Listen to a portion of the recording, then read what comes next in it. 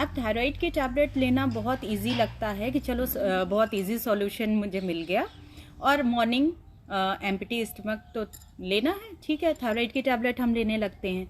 अब जब आप थायराइड की टैबलेट ले रहे हो तो कुछ समय बाद आपको विटामिन B12 की भी कमी आती है, उसकी भी टैबलेट दे दी जाती है। विटामिन D की कमी आने लगती है, फिर विटामिन D की भी आप टैबलेट स्टार्ट कर देते हो। पता चला कि थायराइड बढ़ने लगता है और धीरे धीरे आपको BP और डायबिटीज़ ये प्रॉब्लम शुरू हो गई। अब आपने BP का भी स्टार्ट कर दिया टैबलेट, डायबिटीज़ के लिए भी टैबलेट स्टार्ट कर दिए, फिर कोलेस्ट्रॉल बढ़ने लगा, कोलेस्ट्रॉल की भी टैबलेट दे दी गई। हम क्या कर रहे हैं, हम अपनी दवाइयों की मात्रा बढ़ाते जा रहे हैं, और इजी लगता है, एक छोटी सी टैबलेट है, ले लिए, हमारा शरीर चल रहा है। हम अपने शरीर को किस तरह बर्बाद कर रहे हैं।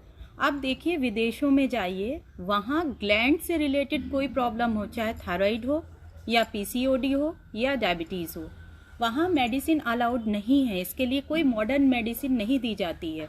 आपको किसी तरह की टैबलेट या हार्मोनल पिल्स नहीं दिया जाता है। आपको बोला जाता है, उसका रीज़न बताया जाता है और कहा जाता है कि आप उसको नेचुरल, इस तरह उन्हें सिखाया जाता है कि आप कैसे अपने ग्लैंड्स की प्रॉब्लम, चाहे थायराइड हो, PCOD हो, उसको नेचुरली कैसे हील करें, ना कि उन्हें किसी तरह की टैबलेट पे डिपेंड किया जाता है। लेकिन हम इंडियंस देखिए, अपनी छोटी सी छोटी प्रॉब्लम के लिए टैबलेट पे निर्भर होते जाते हैं। देखिए, आपने कुछ परिवारों में देखा होगा कि कई बीमारियां हेरिडिटी में आती हैं। कैसे बीमारियां जीन्स में आ जाती है, हेरिडिटी में आ जाती है, और हमारी पीढ़ी दर चलती रहती है। देखिए, हर परिवार का खाने का तरीका और कई चीज़ें, सोने से उठने के नियम, एक ख़ास तरह के नियम चलते हैं। हर परिवार के अपने नियम होते हैं, खान पान का तरीका। जिस परिवार में आप देखोगे कि खाने में गलत तरीका रहता है, और जहाँ ज़्यादा फास्ट फूड यूज़ किया जाता है, ऑयल यूज़ किया जाता है, और वहाँ कोई दिनचर्या का नियमित नहीं होती है उनकी दिनचर्या, उनके हेरिडिटी में आप BP भी देख सकते हो, डायबिटीज़ भी देख सकते हो, और इस तरह कई हार्ट प्रॉब्लम भी हो सकती है। लेकिन कई परिवारों में बहुत संयमित खान पान होता है, उनकी दिनचर्या बहुत नियमित होती है, उनकी हेरिडिटी में ऐसी कोई बीमारी आप नहीं देख सकते। अच्छा, अब एक सवाल उठता है, क्या इस तरह की प्रॉब्लम जो हमारे पीढ़ी में, अगर हमारी हेरिडिटी में कोई प्रॉब्लम चल रही है या किसी तरह की बीमारी आ रही है हमारी पीढ़ियों में, तो हम क्या उस बीमारी से बच सकते हैं? देखिए, अगर आप अपने आहार में परिवर्तन लाते हैं और अपनी दिनचर्या को नियमित रखते हैं, तो बहुत हद तक आप उस प्रॉब्लम में कंट्रोल कर सकते हैं कि वो बीमारी आपको ना आए, या फिर आए तो बहुत देर से आए।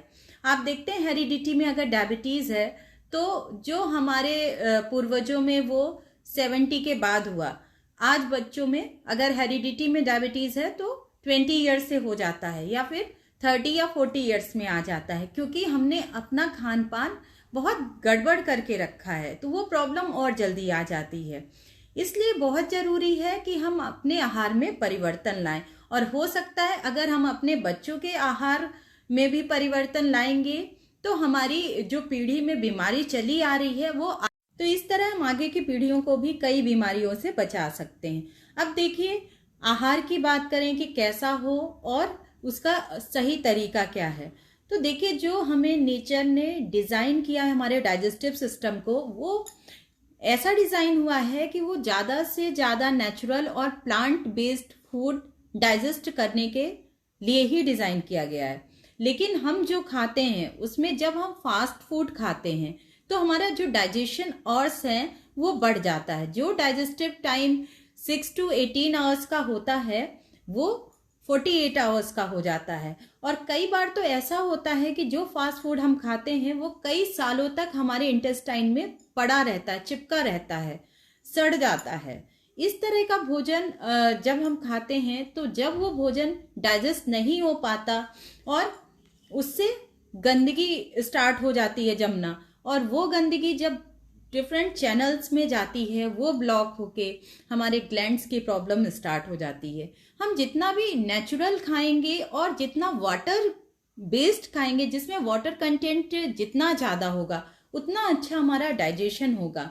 इसलिए डाइजेशन के साथ साथ डाइजेस्टिव सिस्टम, पूरे डाइजेस्टिव सिस्टम की क्लीनिंग बहुत ज़रूरी है, डिटॉक्स बहुत ज़रूरी है। अब बात करते हैं आहार का तरीका। तो अगर खाने का सही तरीका नहीं है तो आप कितना भी अच्छा खाओगे, डाइजेशन सही नहीं होगा और आपके शरीर में नहीं लगेगा। जैसा कि बताया गया है कि डाइजेशन जो प्रोसेस होती है वो हमारे मुंह से ही स्टार्ट हो जाती है। हमारे मुंह में जो सलाइवा है 30% डाइजेशन उसी के साथ स्टार्ट हो जाता है। तो बहुत ज़रूरी है कि जब हम कोई कौर खाएं तो उसे धीरे धीरे मुंह में देर तक चबाते हुए खाएं।